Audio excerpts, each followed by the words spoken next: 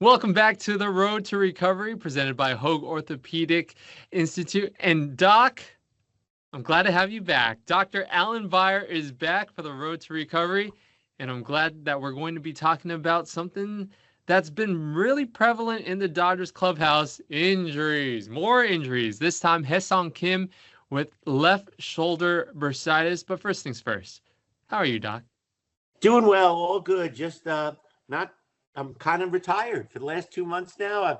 I've stopped seeing patients. I'm still doing some administrative stuff at Hoag Orthopedic Institute. I'm still doing my radio show, but I'm spending a lot more time taking care of my grandkids and out on the links, and it's great. After 43 years, it feels really good. It was the right thing at the right time. Is there anything that you miss already from the surgery room? No, I will say that my stress level is significantly lower. My blood pressure is better. So it's all positive. I'm finding things to fill my days. There's no doubt about it. Congratulations, Dr. V. So glad to hear the great news.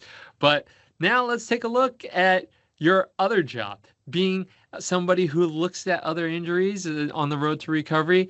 Hyeseong Kim, who's different from other baseball players. He is jacked. He is built, but he has an injury now. He's on the 10-day DL by Dave Roberts and the Dodgers with left shoulder bursitis. What is left shoulder bursitis, first of all? So let's start off with some definitions, okay? The word bursitis means inflammation of a bursa. Okay, so what is a bursa? There are multiple bursae around our body, and they serve as kind of lubrication sacs where a tendon glides over another structure. So it's kind of like a little pad of lubrication to allow that gliding to occur frequently, easily without friction. So we have a bursa in front of our kneecap to allow the kneecap to glide smoothly. We have a bursa underneath the acromion of our shoulder, which is the bone that sticks out here over the shoulder, over the rotator cuff. That bursa allows the rotator cuff to glide smoothly where it goes. There's another one near the hamstring tendons where they insert, which allows them to glide smoothly. So that's the purpose of a bursa. So when a bursa gets inflamed, it can happen either from a direct blow, which often happens from in the patella region because it's very easy to strike a blow to the kneecap, or it can happen from overuse, or a jamming injury can happen to the shoulder too, which causes bursitis. So either there was a repetitive overuse, which one would see more in a pitcher than in a second baseman. So this is more likely just a overtraining, arm overhead activities, too much in the weight room. That can cause the bursa to get inflamed. So that's what's going on here in his shoulder. The sac that allows the rotator cuff to glide smoothly is swollen, is inflamed. So that causes pain whenever you raise the shoulder at or above shoulder level because the bursa gets pinched. Okay, what do you do about it? The first thing you do is shut it down, which is the purpose of him being on the DL for a little while, just to rest it. Physical therapy modalities, they'll be treating him the trainers will be going at him in the training room with heat and ice and electrical stimulation and all the other modalities that we use to decrease inflammation. Occasionally an injection into the bursa, not into the shoulder joint itself, but just into the bursa to get the inflammation to go down a little faster. That's a little controversial, but in professional players, judicious use of cortisone injections is certainly not frowned upon. So, Doc, I'll add that Bill Plunkett from the OC Register is reporting that Hyeseong Kim left the team and went back to LA to receive an injection. Okay, well, the doctors wherever they work could have done it too, but they like to come home to Dr. Elatrosh, so I get it. And sometimes just oral anti-inflammatories are enough to take care of it. But when it's a very localized problem like this, I frequently employ the judicious use of steroid injection to get the inflammation down sooner. So rest, doing something to get the inflammation down, physical therapy modalities, and he should be back. This isn't like a partial rotator cuff tear or a labral tear or traumatic injury where surgery is even in anybody's head. If this is truly just a bursitis, And believe me, they'll do an MRI scan also if they haven't already done it to verify that. This isn't the structurally damaging injury. This is just an area that's inflamed, and we need to get the inflammation down. Thanks so much, Doc, for taking a deep look into the injury. But how does it affect somebody like Hyeseong Kim on the field? Where would he feel the discomfort? Mostly with throwing activities, arm at or above shoulder level. Batting is pretty much at shoulder level activity, so that won't be as significantly impacted. It would be mostly with throwing. But I think with somebody like him, who you alluded to, his condition that he's in, he's much more buff than the typical second baseman, a little bit more shredded than the typical second baseman. I think that maybe some alteration in his training routine is going to be looked into also, in terms of cutting back a little bit on the weights, especially at or above shoulder level. I think that's a good way to stop this from becoming a recurrent problem. And I remember this is something that you mentioned even about Mike Trout in the past, with how he's built and how his body may be too built for baseball. Well, I still firmly adhere to that thought process. I mean, I think it's amazing that guys at this level who are making this kind of dollars sometimes get the wrong advice for what's the best thing for them. And it almost becomes a little bit of an ego thing. Who's lifting more in the weight room, who can do more reps. And you got to back away from that. This is a 162 game season. You got to pace yourself, man. We're only 100 games into it, a little over 100 games into it.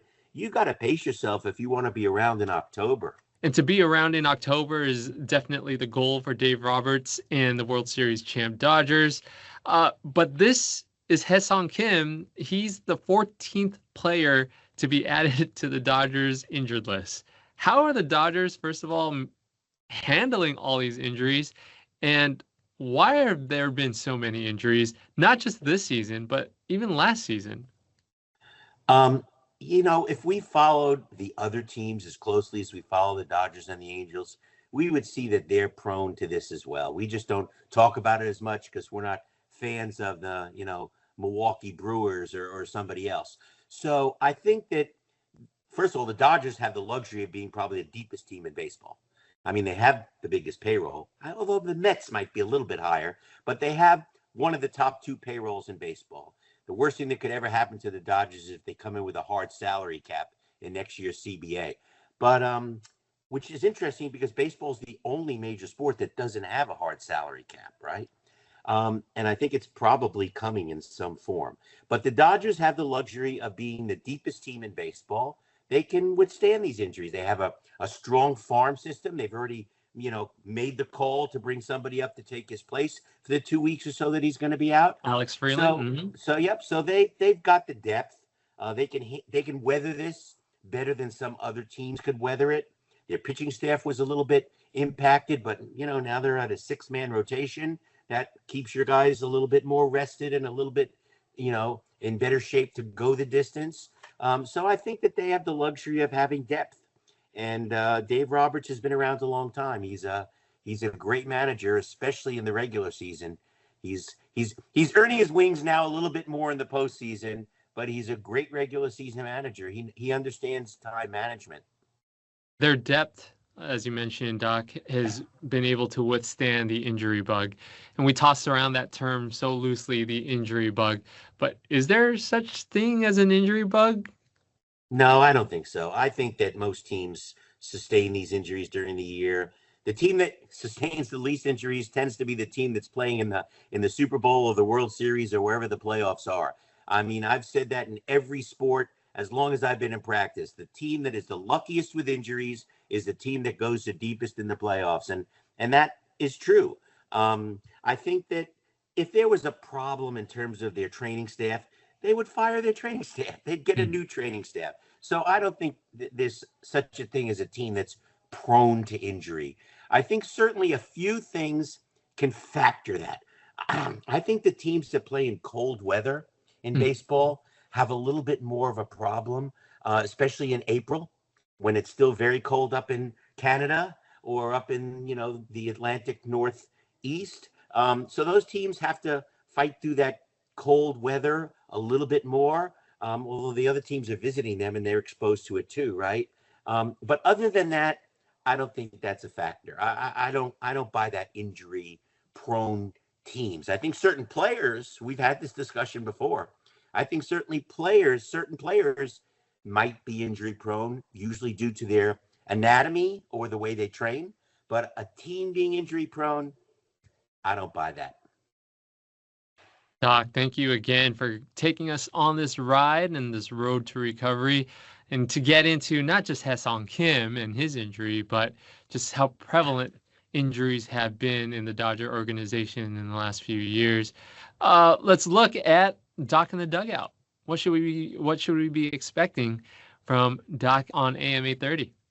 So this week, I'm proud to host one of our new total joint surgeons at Hoag Orthopedic Institute, Dr. David So. So we're going to be talking about the latest and greatest in hip and knee replacement, minimally invasive surgery. So it'll be an educational opportunity for our listeners. I'm looking forward to it.